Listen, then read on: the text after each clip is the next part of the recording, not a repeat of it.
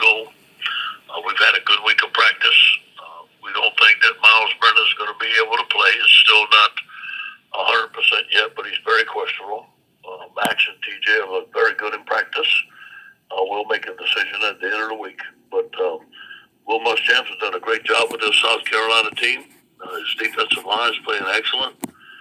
Quarterback Colin Hill, Kevin Harris, and Shai Smith really doing a great job for them on offense. We're looking forward to playing at 6 o'clock Saturday night in Death Valley with 25,000 screaming LSU fans. In practice yesterday with Johnson and Finley, how is the offense kind of built around them? Have you had to change much with them, and how are they kind of working through in practice? Well, we're not going to change the offense. We get the same offense, so we do running the same plays. Nothing's changed much. We're going to give, because that's what they've been running, and we want to give them both a chance to compete, and both of them have competed very well.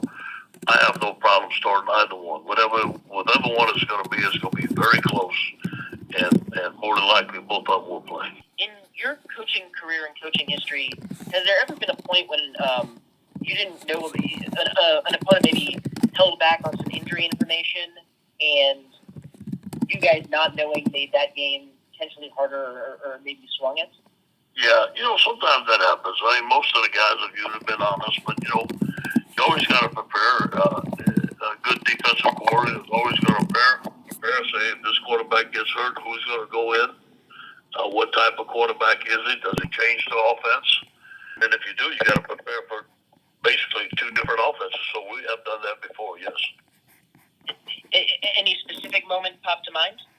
I can't remember, but it's happened since I've been at LSU. I can't remember the team, but we've had to prepare for two quarterbacks a bunch here.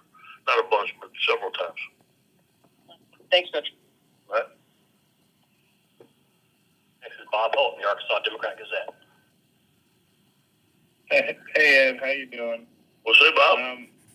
I guess if you were just kind of breaking down each quarterback without giving any secrets, what would you say about each of those guys? Maybe what they bring to the table?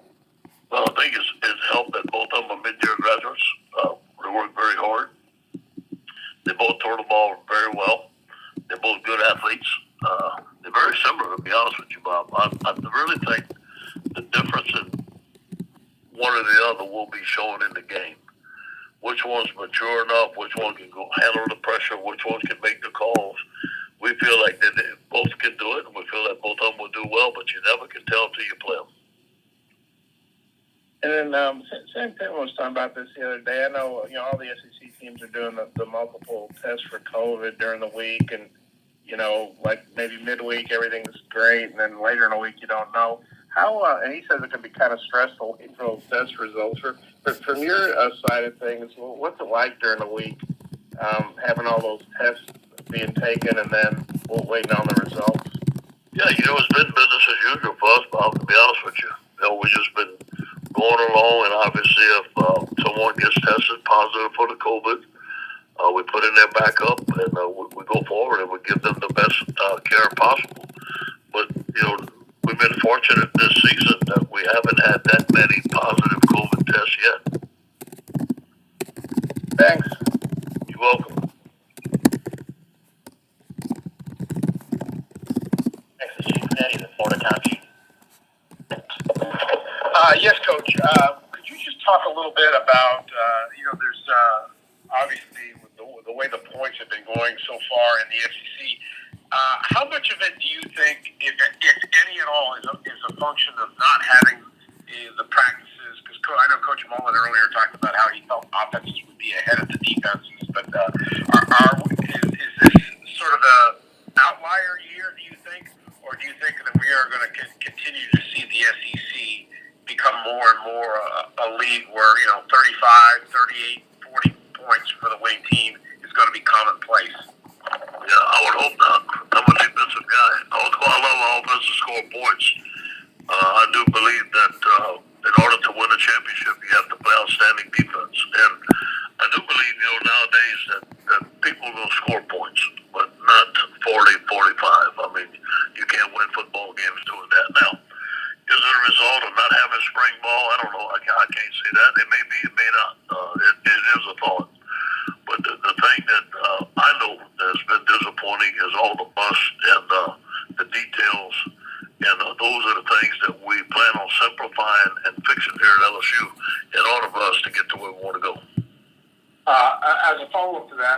do you see this as a league-wide? Clearly, you're not the only program in the SEC right now that has issues on defense. That's probably over half the league right now. I'm just wondering, is this sort of just a byproduct that we're in an age where quarterbacks are more and more advanced as they come into college, and there are just more of them that can do this kind of thing? I believe that. I believe that you have great quarterbacks, you have great offensive coaches in this league, you have great skill players, and you see it throughout the league. But I do believe that defensive coaches, we have to find a way. That's been the course of football throughout the years. Offense gets ahead, and we got to catch up. And I think we're a little bit behind on defense right now. Thank you. You're welcome. Next is Glenn Gilbo of USA Today, Louisiana. Hey, Coach, how soon after Myles had that collision near the goal line did the trainers and you realize or learn that it was a lower body injury? Well, we knew it. Jack come tell me, he's going to be pretty bruised and banged up. And, they worked him, and he could throw the football. His rotation was good enough for him to go in the game. He wanted to go in the game. I think after the game and after he got sore and after they tested it, they found out exactly what was wrong with him. We found out the significance of the injury. Now, the thing about the injury is that some people heal fast, some people don't heal fast. There's not a timeline. I think each human being is different in the way they heal on that injury. So that's what we're facing right now. I see. And it's kind of wild that he would play the rest of the game and play well and then not be able to practice at all. So and he must, obviously he's real tough, but he must have been playing on adrenaline, I guess. Adrenaline, then he's fired up, and you end the game and you go through. Players go through pain, and but believe me, if he wasn't able to play, we would have never put him in. So he wanted to play, and Jack thought he could play, so that's why we put him in. Yeah, I'm just wondering if he was able to play in that game like that. It seemed like he'd be able to play in the next game, but has the injury gotten worse? Yeah, what happens is once the adrenaline's going, you get sore. You get sore, and his rotation, his body, it's hard for him to go through the regular quarterback mechanics that he has to. It's not healed enough properly for him to perform his duties. Gotcha. Got it. Next is Garland Gillen of WVUE. Hey, Coach O, Garland here. Right now, Myles is living in the training room with Jack Marucci. What is he doing right now? Rehab. He hadn't been out to practice. With the players that are not able to practice, I'd rather them stay in the training room and get rehab to get better. And he's been working with Jack, and right now we don't think he's going to play. It doesn't look like he's going to play. I'm not saying he won't. Some miraculous thing may come up, but for right now, we're planning on going with either TJ or Max. Ed, is this, as a follow-up, is this some kind of injury that Myles had maybe a month from now he's still feeling the effects of? Because I know he doesn't need surgery, but this is just how his pain tolerance can handle going week to week? Could be. No question. Could be. And he could be healed by next week, or he could be. This could be a lingering deal. It all depends on his body, how he heals properly. And just talking to Jack, that each person's different. And we're just going to have to go along with it. And when he's ready, we'll put him back in. Thank you, Coach. Got it. That's all of our time, Coach. Thank you.